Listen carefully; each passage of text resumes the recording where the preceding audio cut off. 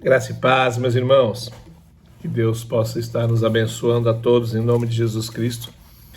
E eu estou aqui novamente para dar continuidade ao nosso estudo do livro de João. Hoje nós vamos ler a respeito do capítulo de número 16. Por ser 16 de agosto, nós vamos ler o capítulo de número 16.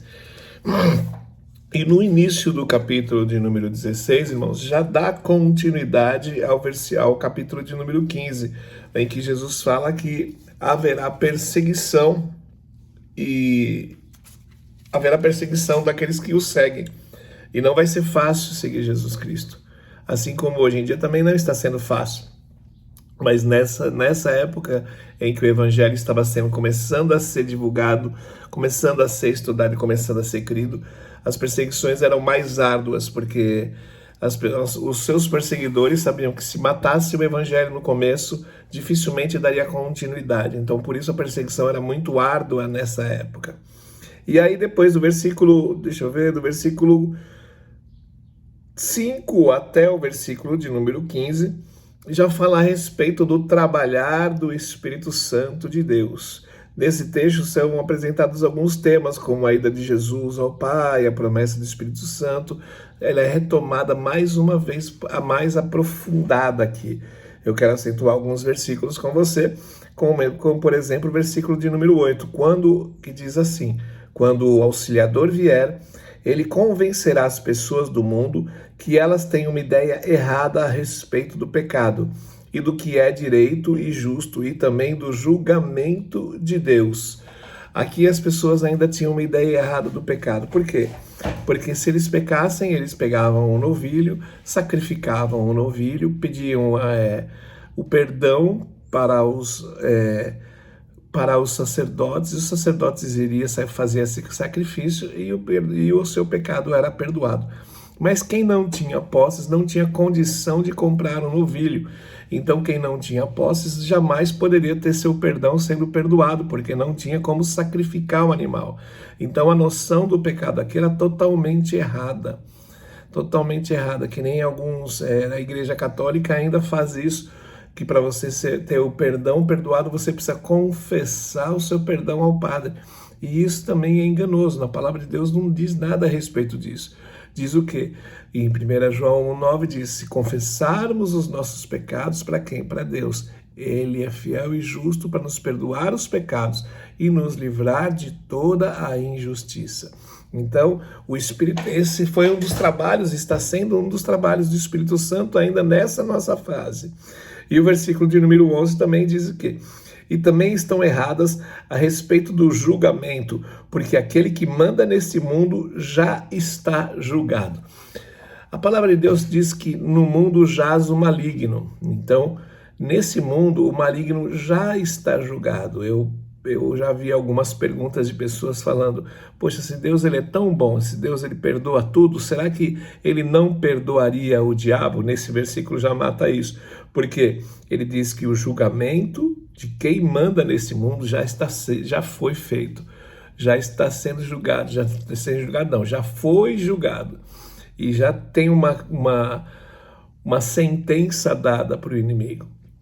E é interessante você saber dessa sentença, que a sentença está nesse livro que se chama a Bíblia. No livro do Apocalipse já está dada a sentença que foi feita para o diabo.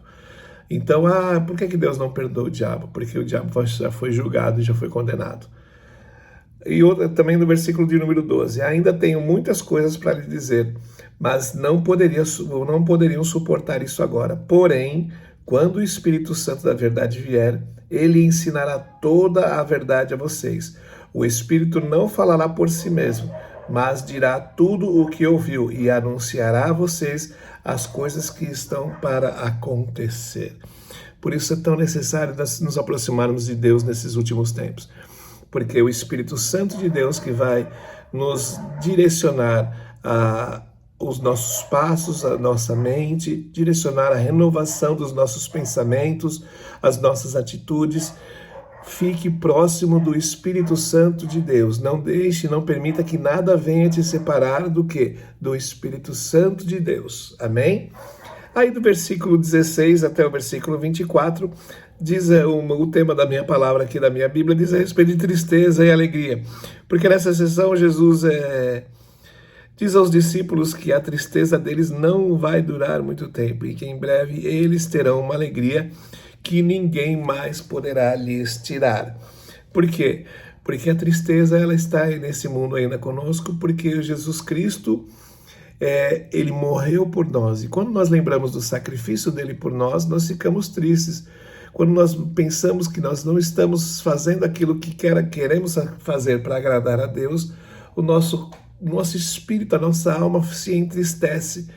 E aí, por um breve momento, porque já é o Espírito Santo de Deus que cultiva dentro de nós as nossas convicções e a nossa presença da fé, ele já vai nos fortalecer que um dia nós iremos nos encontrar com o nosso Mestre e viveremos para sempre.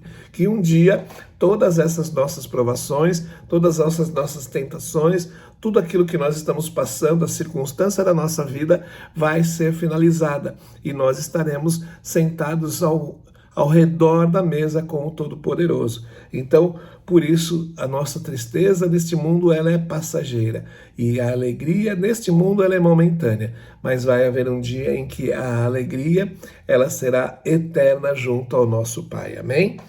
E do versículo 25 até o versículo de número 33, diz a respeito de que ele veio para quê? Para vencer o mundo. Quando Jesus Cristo fala que ele vai vencer o mundo, deixa eu ler até no versículo 32.